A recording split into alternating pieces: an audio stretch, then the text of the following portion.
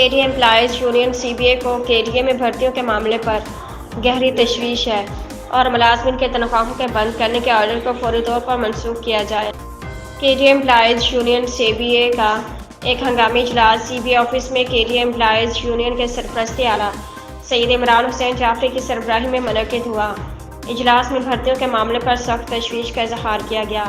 اس موقع پر یونین کے ذمہ داران کا سخت موقف سامنے آیا۔ اس موقع پر صدر CBA محمد عبدالمعروف نے کہا کہ تنخواہوں کے بند کرنے کے آرڈر کو فوری طور پر منسوخ کیا جائے۔ KDA میں 2023-2024 میں ہونے والی بھرتیوں کی تحقیقات کو شفاف طور پر یقینی بنایا جائے۔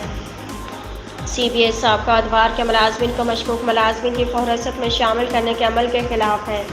ان کو فوری طور پر فہرست سے خارج کیا جائے۔ ماضی کے پنڈورا باکس کھولنے سے موجودہ فراڈ دب جائے گا۔ تنخواہوں کو بند کرنے سے ملازمین میں اشتعال پایا جاتا ہے۔